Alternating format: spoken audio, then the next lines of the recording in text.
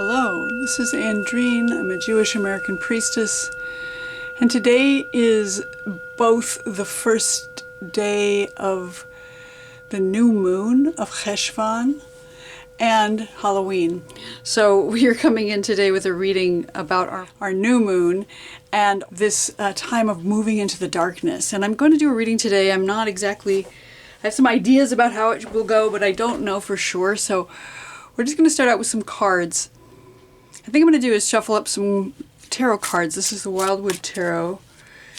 I'm going to choose 3 cards, and then I'm going to choose some smaller cards, and then we'll do some readings with Hebrunes and Nordic runes. That one wants to come out. And see what we've got coming up for this time as we're moving into the dark of the year. The rainy season. The time of the ancestors, when we call on our loved ones, the ancient wise and beloved, to come guide us in our dreams and through this dark space. So I'm going to start with 3 cards. Ooh, I see you. There we go. 1, 2, 3. And then I also want to take 1 or 2 of these for each pile as well. This is the spirit animal spirit guide deck. So I want a couple of animal spirits to come in as well. There's 1. I see 2 actually for this one. There's 1, 2 for this one. And one more. Wow! So excited. Let's give one more shuffle here and see if we can get 1 rather than a million. I think it's you. Okay. Set those off to the side. Okay, so the way we're going to do this is I'm going to flip over the tarot card for each of these 3, and then we'll put the timestamps below for those 3 cards, and then we'll get into the reading once we set the timestamps, and then you can choose which card feels appropriate for you today as we move into this Halloween new moon of Cheshvan. So pile number 1 has the Page of Vessels with Otter. This is what he looks like.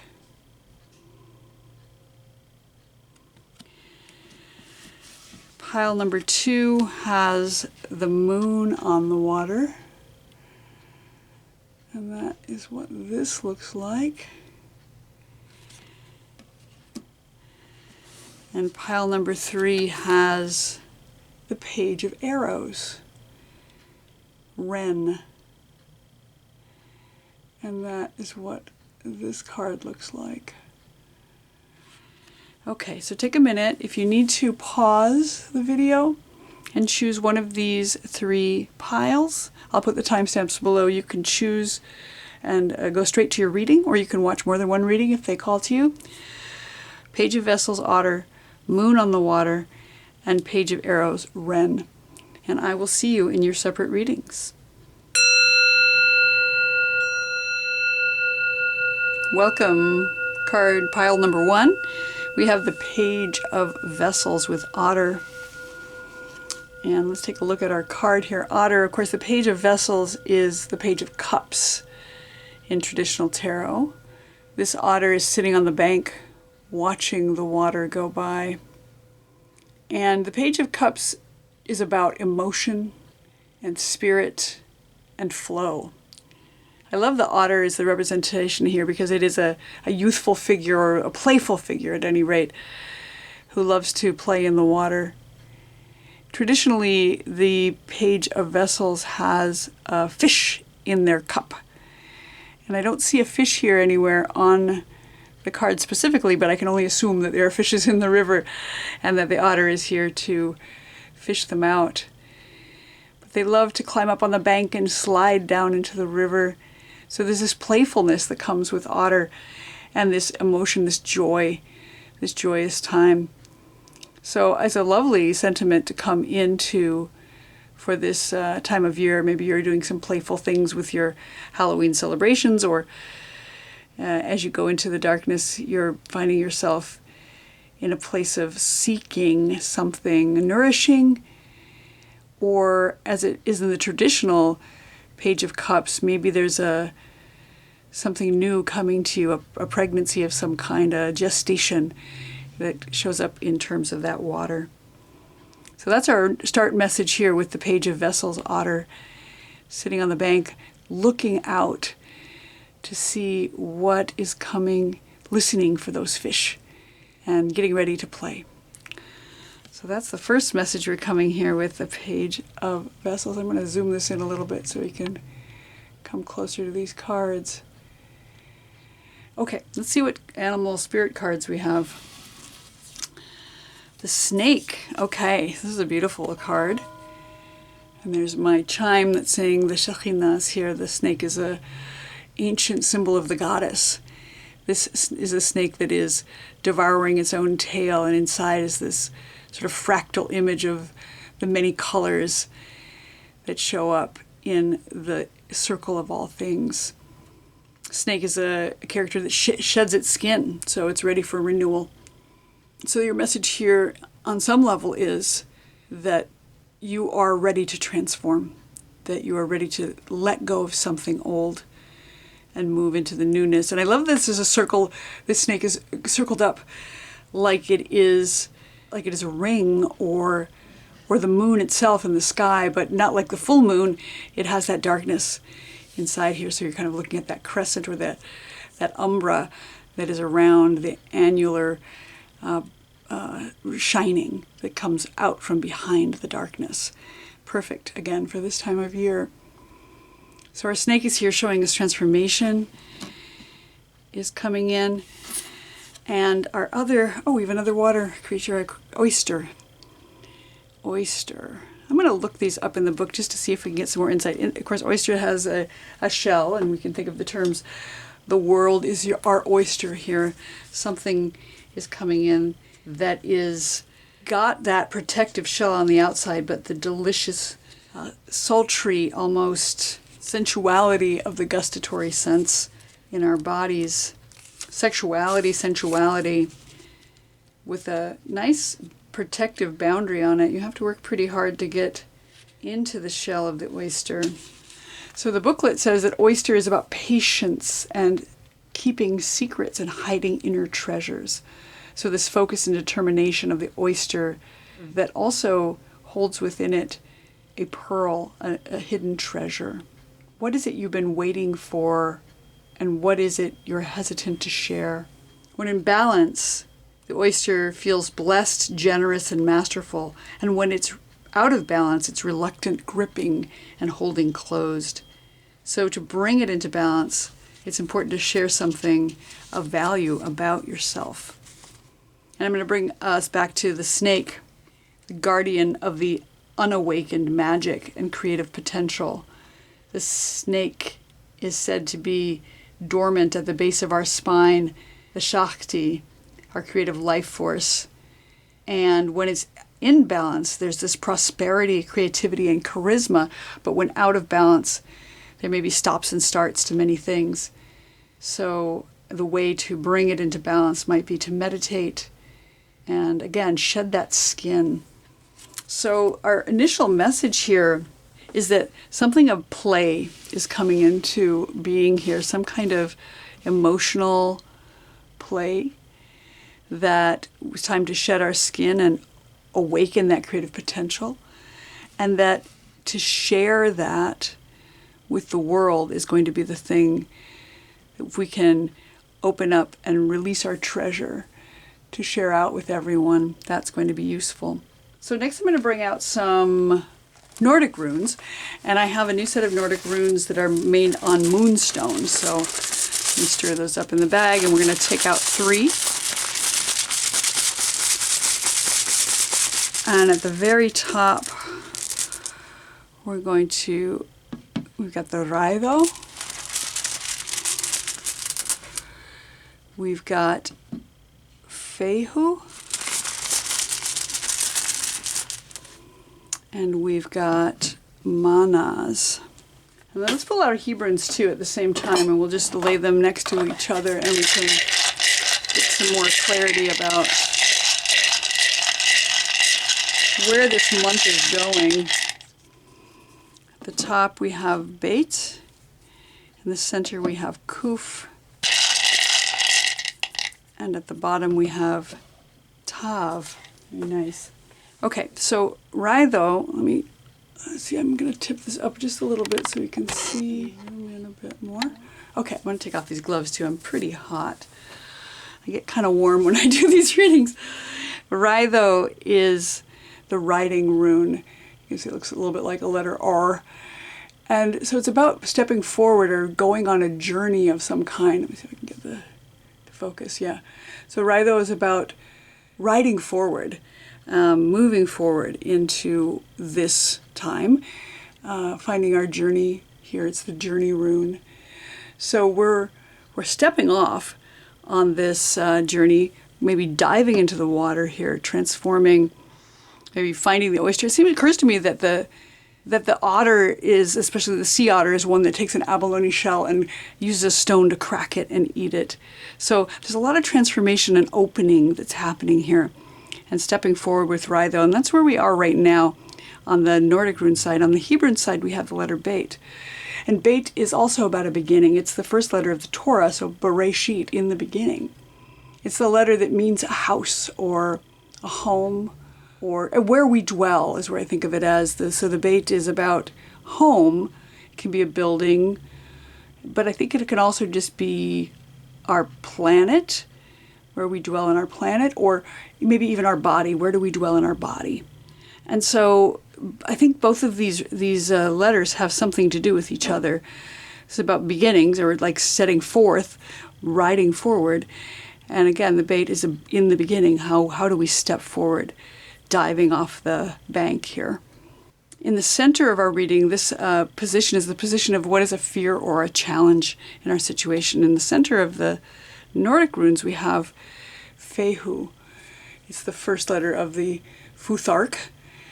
And it is the letter that represents wealth, but not necessarily money. It's like the wealth that is brought about by what you tend. It's cattle. So what is it that you're tending in your life that brings you inherent value and wealth?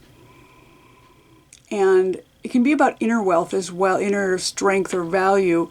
So since it's in the position of challenge or fear, I'm guessing that there's some kind of fear about your own self-worth, whether you hold inherent value.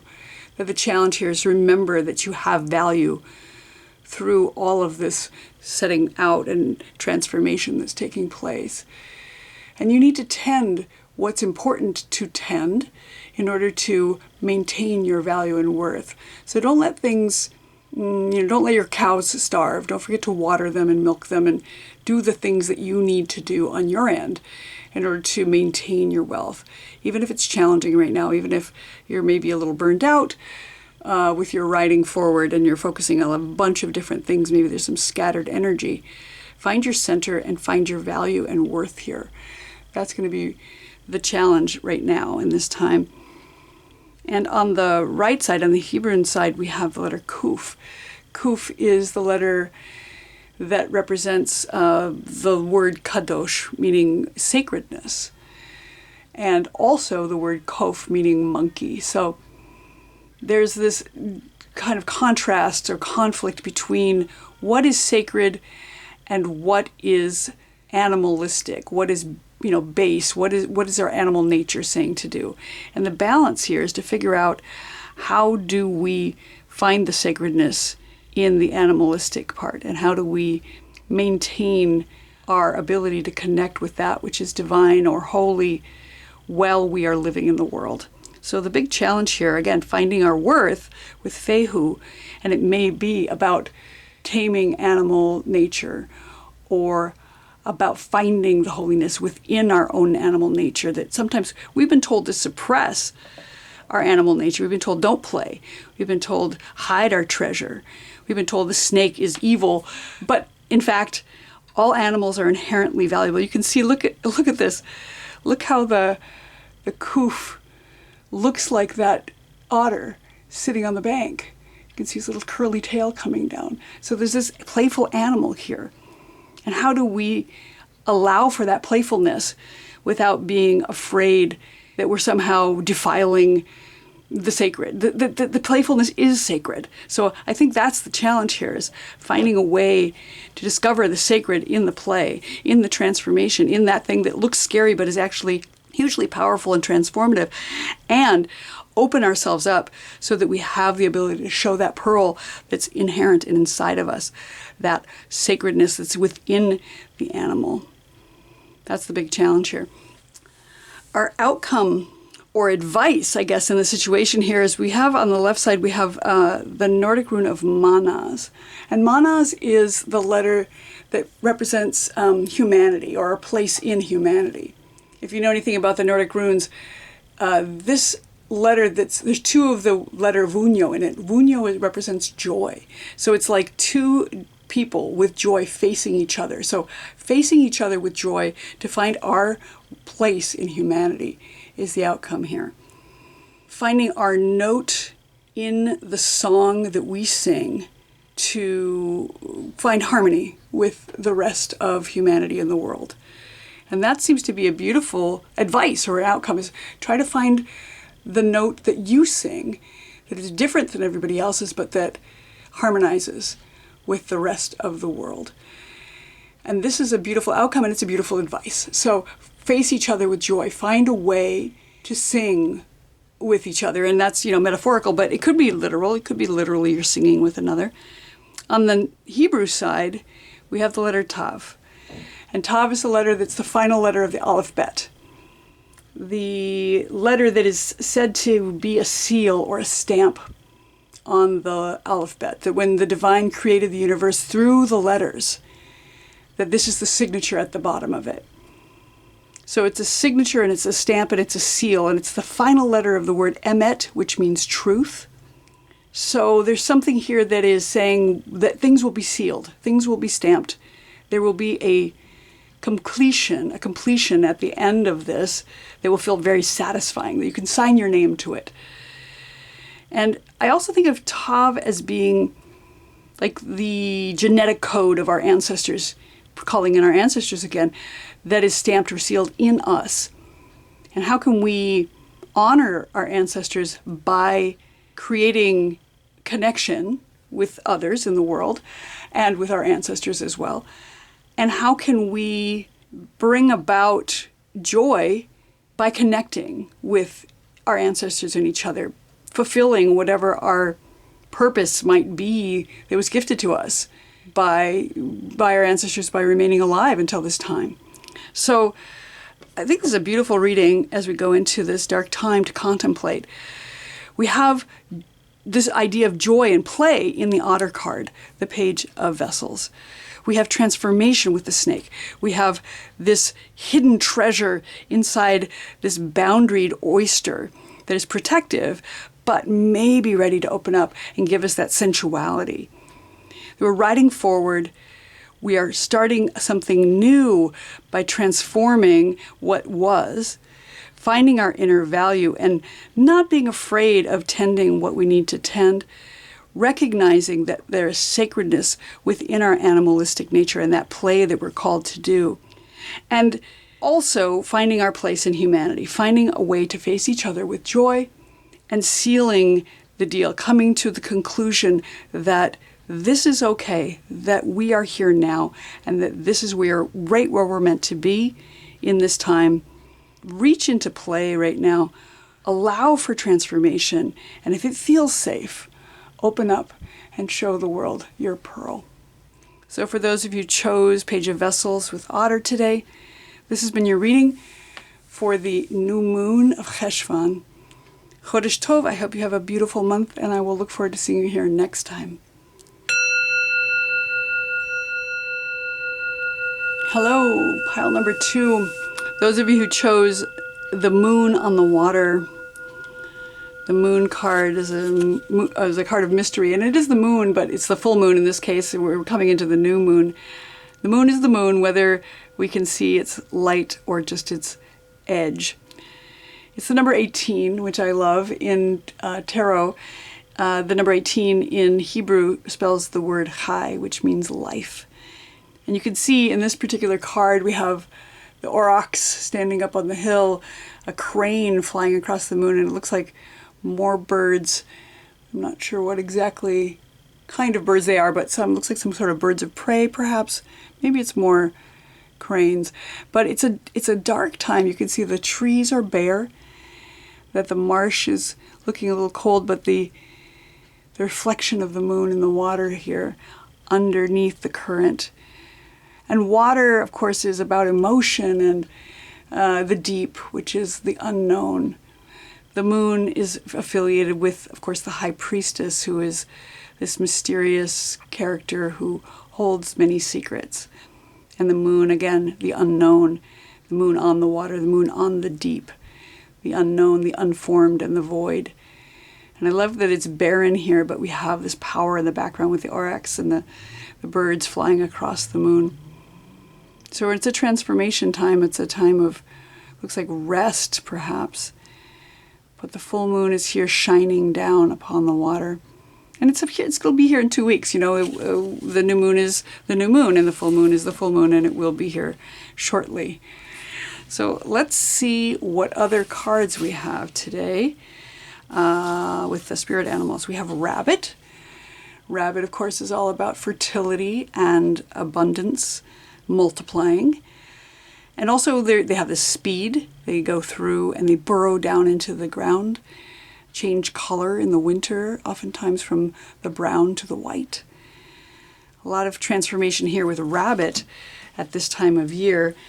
I am going to read a little bit in the book from the booklet guide, because I'd like to see what it says. And the other thing about rabbit is that they have this fear factor, like they're afraid of things. They become overwhelmed easily and they become frozen.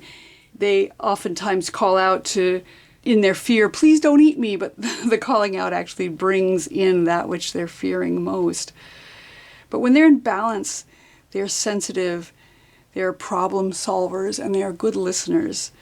And when they're out of balance, they might over-explain and talk too fast and push away that which is coming at them, but it sometimes brings on exactly what they're fearing. And so to bring balance with the rabbit, you might need to find some time of silence. And then abundance can come in. And our other card is the fire ant. Wow, okay. There's a lot of ants there. If you've ever been stung by a fire ant, can't recommend it, but I have. They're quite, they're very small, but they're quite painful. They have this toxic chemical within them that it just makes the skin burn and blister. It's sort of horrible. So there's this aggression that comes with a fire ant, sort of rigid thinking and sort of this pack mentality of following orders. They flare up without warning. If you accidentally wander into a fire ant, or God forbid, sit on a fire ant hill, you will know immediately. When they are in balance, they can be thoughtful and disciplined and work together as a team. And when they're out of balance, there's this fiery energy, argument, excess heat, pain, attack. And in order to bring into balance, you might need to take time alone, away from the herd and the mob mentality. So again, both of these things are about spending time in quiet and alone. So that's actually quite perfect for this time of year as we're going into this darkness and cool time of year. So the first message I'm getting here is there's unknown. There's something deep underneath the surface that we don't know about, that maybe we are a little bit afraid of it, and that we need to not call out the fear, but recognize it, spend some time in silence, contemplate the moon on the water, contemplate the fear without calling it in, and turn away from aggression. If we're in, a lot of times when we're in fear, we attack. So there may be some desire or propensity to want to attack when we're in fear. But the solution to that is stillness, sitting and contemplating silently the moon on the water, contemplating our role in this bigger picture. So those are the first messages I get here. I'm going to set these off to either side, and we're going to pull out some Nordic runes and some Hebrunes as well. We'll start with the Nordic runes. I'm going to pull 3 of each and set them side by side here. So at the top with the Nordic runes, we have the letter Thurasaz. In the center, we have Gebo. And at the bottom, we have Othala. Let's get our Hebrunes down too, and then we'll look at them all together. Whoa, that one jumped right out. Top, we have Yud. In the center, we have Resh. And at the bottom, we have Beit. So, Thurasaz on the Nordic runes side, this is the position of where are we right now. And this is the challenge. It's the thorn, or the gateway, or the giant. It is a challenge that we have to face, but it is our challenge to face. So, like I said, with the rabbit, there may be some fear here. We have a fear of something, some big challenge, but it is upright, so it's got this openness. We just have to walk through the doorway. That's where we are. We're facing this doorway. We're getting ready to move forward, but there's a challenge about it. There's definitely a problem, or, yeah, I would just say a challenge that is facing us right now that we need to address. That's what's coming in from the Nordic side, this giant that we have to face and confront in some way. It doesn't have to necessarily be a violent confrontation or a fear-based confrontation, but it is a challenge. And on the Hebrew side, we have the letter Yud. Yud is sort of the seed.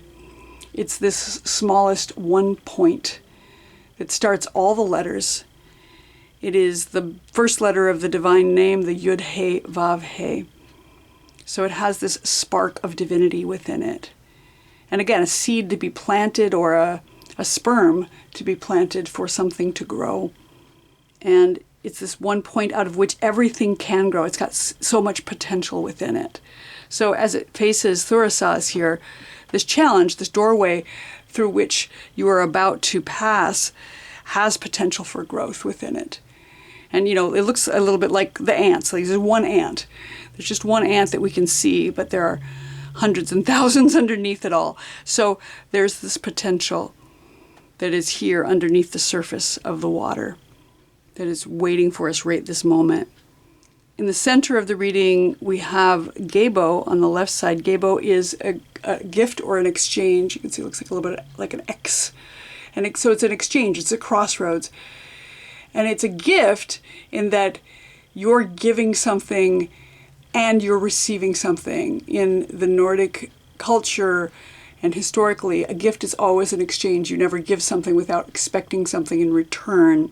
And this can be about plans and agreements that you're making with another or yourself or with the divine. And so this is the position of the challenge or the fear here. So there's some challenge with the exchange or the agreements that you're making, that maybe you're not sure, maybe you're afraid, maybe you're feeling a little hostile, or everything's just unseen right now. So that's the big fear and challenge, is what is this agreement going to bring? If I give something, will I get something in return? If I get something, do I have to give something of myself? And is that going to be hard? So that's sitting here in the center as our fear or challenge. Over on the Hebrew side, we have the letter Resh. And Resh is a head. It's the beginning of a thing, like Rosh Chodesh, like Rosh Hashanah, the head of the month, the head of the year. So there's a beginning here. But it's also about intellect, using your mind. And because it's in the position of a fear or challenge, I think it may be about overthinking. That you're starting something, or you have to begin a new project, but you are overthinking it. And if you overthink it, like with the rabbit calling out the greatest fears, you may bring about the thing that you fear the most. So Overthinking is the challenge here. Overthinking, beginning the thing may be hard. It may be hard just to get things started, but when you do, the overthinking may prove to be problematic.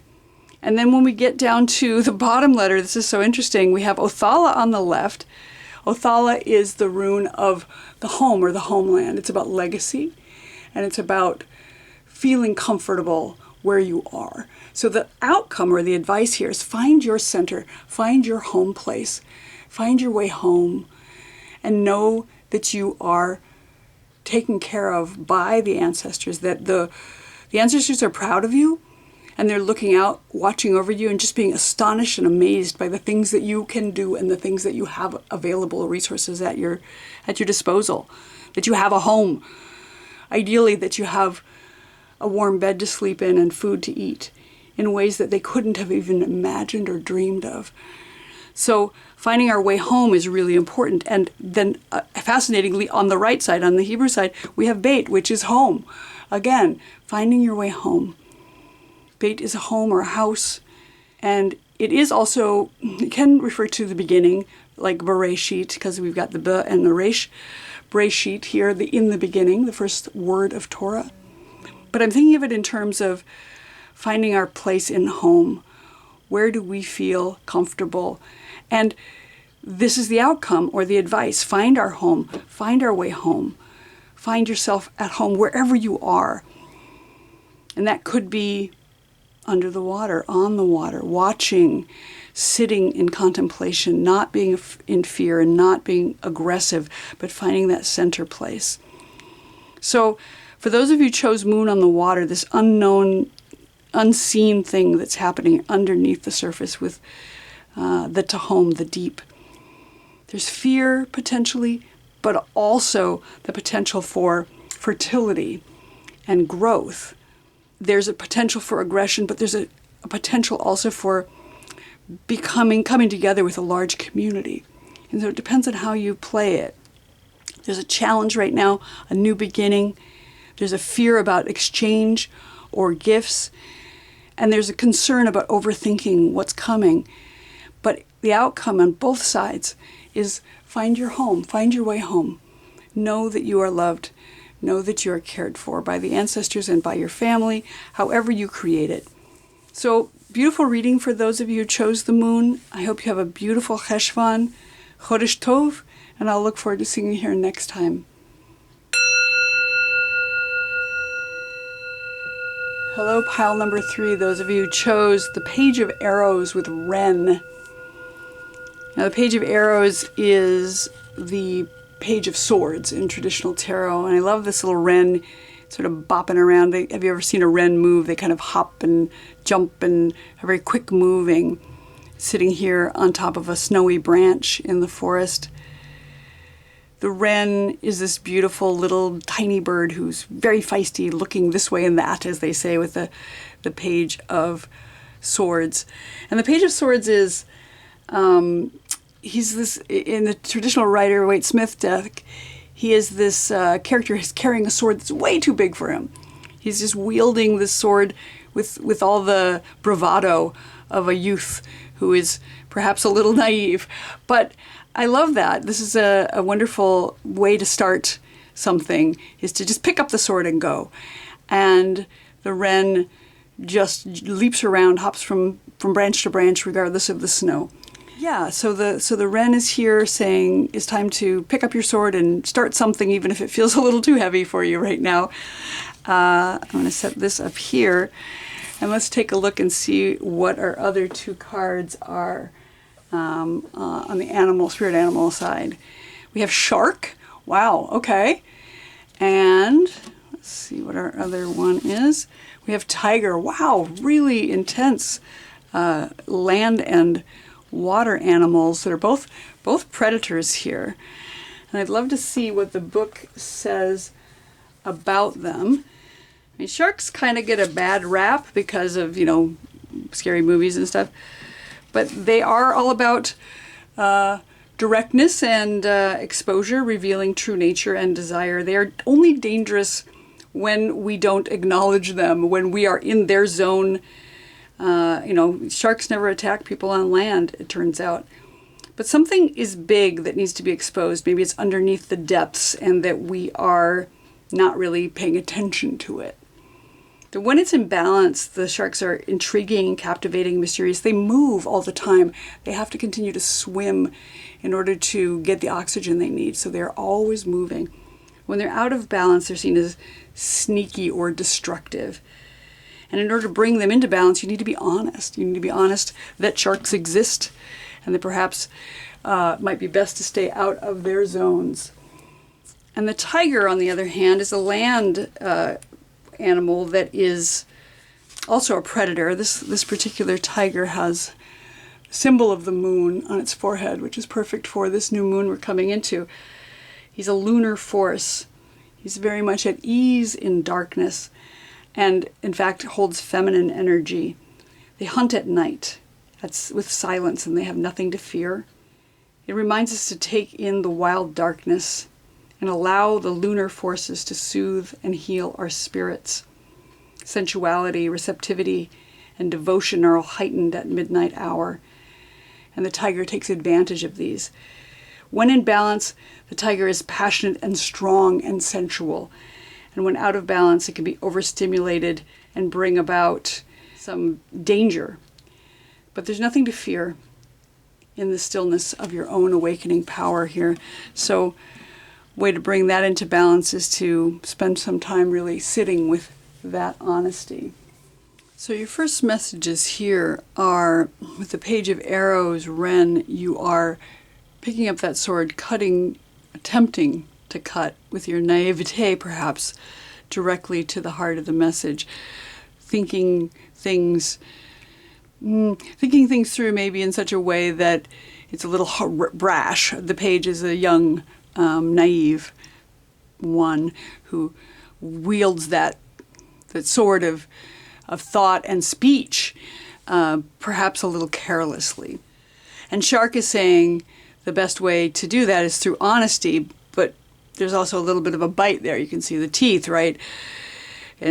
But we're getting underneath things. We're getting underneath the surface to try to figure out what's honesty. And when, in some ways, we do that, we can also turn to the moon with that sensuality, this new moon of Cheshvan, which is speaking to stillness and darkness and maybe even grief, but finding that feminine quality of the mystery and the again, that sensuality that's underneath this that can allow us to bathe in that power. So those are the initial messages, and then we're going to pull out some Nordic runes and some Hebrunes as well. Got a new set of Nordic runes that are made of moonstone. I'm going to pull out 3 today. At the top we have Vunyo.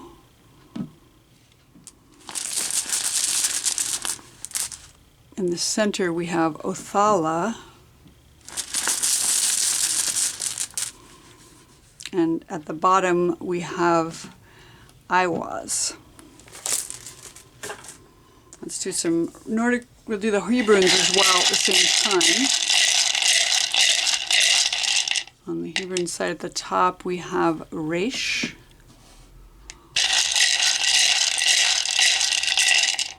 In the center we have Mem. And at the bottom we have Bait. Interesting. Okay. So the top position here on both of these letters is the position of where are we right now. And what we have with Wunyo is this, it's the joy rune. It means joy. And so it's speaking to finding your joy here, maybe flitting around in the snow, finding your truth and honesty, finding your sensuality. That's where we are right now. We're trying to connect in such a way that we are having joy. And that's lovely for the moment. Again, the wren seems like a happy, curious bird that's leaping from branch to branch. Again, wielding its little beak and its sword to speak what needs to be said and thinking of new ideas and thoughts, finding joy in the moment. On the Hebrew side, we have the letter Resh, and Resh means head, so it's also about thought, intelligence, intellectual pursuits. And so there's thought here on both sides. And Resh is also the letter that means head, like a Rosh Hashanah or Rosh Chodesh, meaning the beginning of a thing. So something new, some new joy, maybe some new thought has come to you, some new idea. And that's what's up right now, is this newness and this beginning that comes with thought and speech and joy at this moment. And our challenge is the center letter. The center letter on the Nordic rune side is Othala. Othala is about homestead, homeland, legacy. So it speaks to this fear or challenge around comfort where we are, comfort in our home. Maybe some difficulty with the ancestors, some difficulty with the things that have been passed down to us. Maybe we're struggling with the characteristics that we've inherited from our ancestors. Sometimes there is generational trauma that occurs that causes us to lash out in honesty even. And these thoughts that seem new might come from a very, very old place. And so our challenge here is Othala, the legacy, the home, our comfort zone. Maybe we're having some discomfort right now with things at home or things that come from our ancestral line. On the Hebrew side, we have Mem, Mem being the mother letter of water. So emotion and gestation. Mem is representative of a womb space. So there's something that is gestating.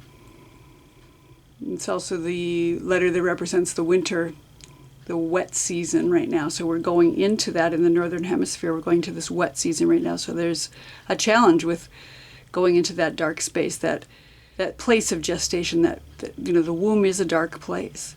We're going into the ark. We have the Parsha Noah this week where Noah and his family go into this ark, this womb that floats in the water, this coffin. And there's a period of time where we're in the unknown. And that's hard. It's hard to be gestating. It's hard to be gestating in a liquid of emotions right now. So we're wanting to focus on thought with the arrows. We're trying to focus on thought with the resh, with the head. So our emotions are maybe a little bit challenging right now. And our final letter on the rune side is Iwaz. And it is the yew tree. It's about slow growth and endurance. So the outcome or the advice in the situation is to endure, hang in there. Things will play out and there will be slow, lasting growth if we can just hang on through the discomfort. Maybe grasp onto the joy that we have even through the discomfort of whatever's coming from home, and then eventually we will see that growth in the tall, strong, very old yew tree that grows out of that. On the Hebrew side, we have Beit. Beit is the letter that means home. It means house. So interesting, we've got home in Othala on the left side in the challenge position. But on the Hebrew side, we have home in terms of our outcome or advice. So find our place of home. Find our place of comfort. It's also the first letter of Torah, so it comes right before Resh. So Bereshit is the in the beginning word that begins Torah. So there may be a new beginning also, bringing us back up to the Resh, that we're at this head right now, and we're going to return to a place of home and comfort, and finding our advice may be coming through our bodies. Sometimes I see Beit as meaning home in terms of where we dwell inside our own skins. So listen to the messages coming to you through your body. sit in contemplation in your home and hear what your body is speaking to you when you think the thoughts that you're thinking, when you have these new ideas that come to you, when you have these feelings of aggression even, or wanting to share honestly but not wanting to do it so aggressively, or that sensuality that's coming in through the tiger and the moon. Sit with that and feel into your body what feels expansive and what feels like it's contracting. And that will give you the right answer about the direction to go with the bait here. So we have this page of arrows, this new idea, this new wielding of the giant sword as we head off into the winter time, that there's honesty that needs to be uncovered underneath it all, and some sensuality that is waiting for us. We're starting off with joy. We're starting off with a place of connection, a brand new start, a new idea. Our challenge comes from finding our comfort zone, finding a comfort, or reconciling with the legacy that we've received from the ancients, enduring through the gestation of the emotional turmoil that may be coming, and in the end, again, enduring and finding that slow growth that has taken years maybe to build up, so that we can come back to our place of home and again return to the beginning. So for those of you who chose the page of arrows, this has been your reading for the month of Cheshvan. I hope that you found it useful. I think it's a good reading. I hope it resonates with you. If it does, you can write in the comments below how it does, and I will look forward to seeing you here next time. Chodesh Tov.